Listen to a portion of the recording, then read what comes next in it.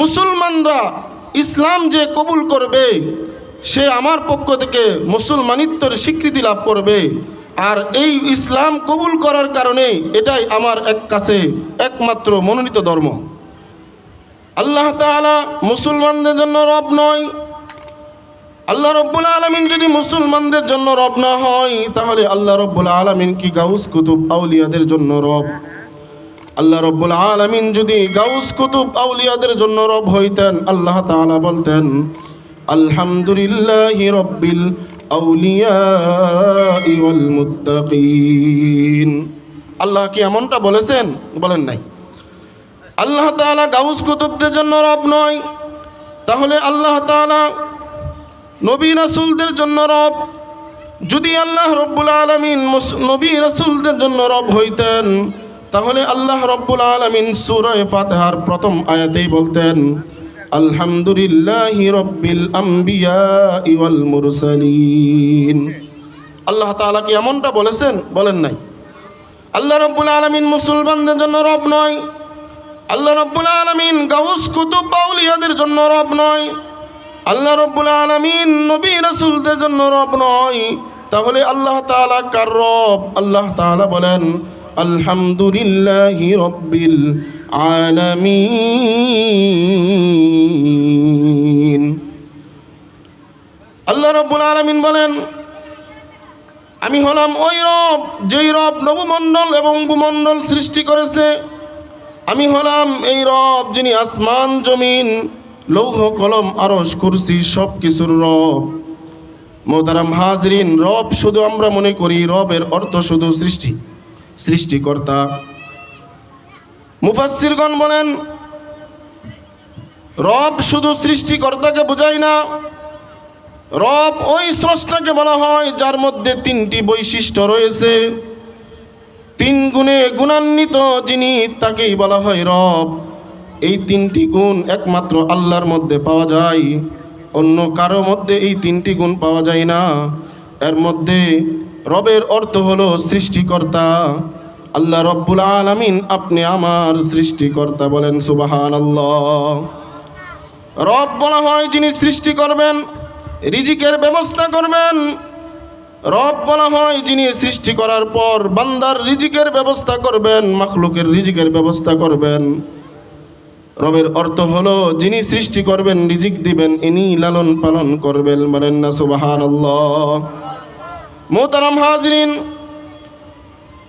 আমাদের দুনিয়ার নিজাম অনুযায়ী আমরা যদি লক্ষ্য করি, কোনো বৈজ্ঞানিক যদি কোনো গাড়ি সৃষ্টি করতে পারে, তৈরি করতে পারে, তাহলে তার রিজিকের ব্যবস্থা করতে পারে না। যদি রিজিকের ব্যবস্থা করতে পারে, তাহলে তাকে পরিচালনা করতে পারে না, চালাইতে পারে না। অর্থাৎ একজন বৈজ্ঞানিক সে সৃষ্টি করতে পারলে রিজিকের ব্যবস্থা করতে পারে না। যদি রিজিকের ব্যবস্থা করতে পারে, তাহলে সে চালাইতে পারে না। বলেন চালাইতে পারে কিনা? বলেন পারে না।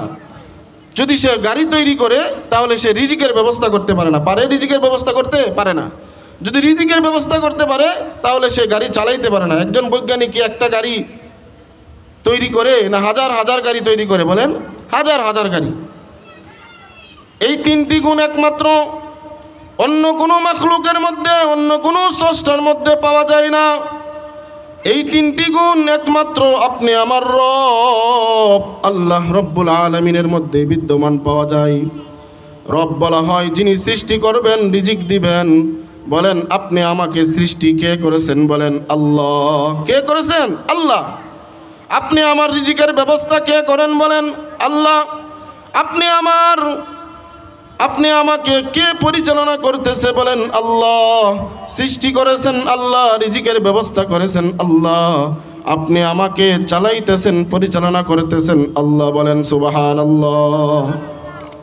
মুহতারাম হাজরিন, এ বিদায় আল্লাহ রব্বুল আলামিন রব, আপনি আমার রব, যিনি আমাকে সৃষ্টি করেছেন, রিজিক দিয়েছেন, আপনি আমাকে লালন পালন করেছেন। ওই সৃষ্টিকর্তা যে আপনি আমাকে দুনিয়াতে পাঠিয়েছেন, এর কি কোনো উদ্দেশ্য আছে কিনা? বলেন উদ্দেশ্য আছে কিনা? বলেন উদ্দেশ্য আছে। আল্লাহ রব্বুল আলামিন মানুষ সৃষ্টি করার পর আল্লাহ রব্বুল আলামিন বলেন, ও মানুষ, তুমি আমার কাছে প্রকৃত মানুষ, প্রকৃত মানুষের স্বীকৃতি লাভ করতে হলে শ্রেষ্ঠ মাখলুক, আশরাফুল মাখলুক যদি এর স্বীকৃতি লাভ করতে চাও, আল্লাহ তাআলা বলেন তাহলে তোমার এমন একটা শিক্ষা অর্জন করতে হবে যেই শিক্ষা ছাড়া তুমি কোনো সময় মানুষ হতে পারবা না। ওই শিক্ষাটা কি? আল্লাহ তাআলা বলেন আর রহমান আল্লামাল কুরআন খলাকাল ইনসান আল্লামাহুল বায়ান। আল্লাহ রাব্বুল আলামিন তার রহমানের পরিচয় দিতেছেন। আর রহমান, রহমান ওই আল্লাহ, আল্লামাল কুরআন যিনি মানুষকে কোরআন শিক্ষা দিয়েছেন, খলাকাল ইনসান যিনি মানুষকে সৃষ্টি করেছেন, আল্লামাহুল বায়ান যিনি মানুষকে বাকশক্তি দান করেছেন।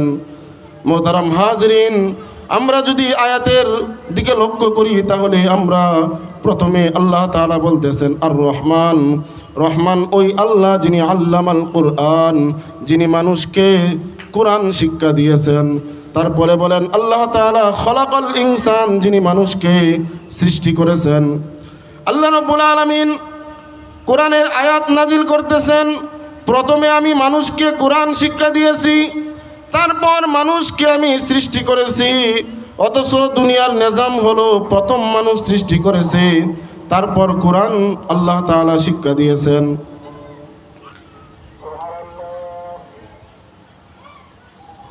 আল্লাহ রাব্বুল আলামিন প্রথম মানুষ সৃষ্টি করেছেন, তারপর কোরআন শিক্ষা দিয়েছেন।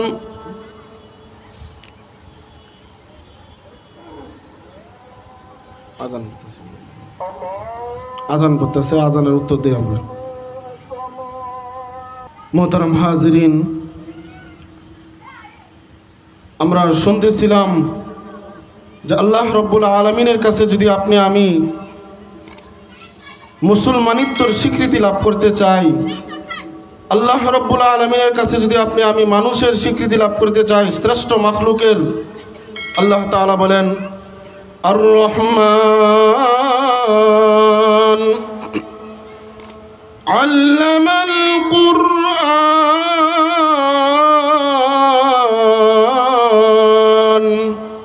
খলাকাল ইনসান।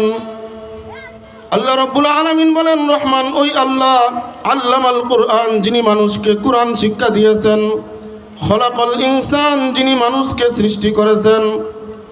আল্লাহ রাব্বুল আলামিন দুনিয়ার নিজাম হলো আগে মানুষ সৃষ্টি করেছেন, তারপর কোরআন শিক্ষা দিয়েছেন। কিন্তু আল্লাহ তাআলা আগে বলতেছেন আগে আমি মানুষকে কোরআন শিক্ষা দিয়েছি, তারপর মানুষ সৃষ্টি করেছি। আল্লাহ রাব্বুল আলামিনের কথা এবং কাজের মধ্যে কি আমরা মিল পাইতেছি? কি বলেন? মিল পাইতেছি না।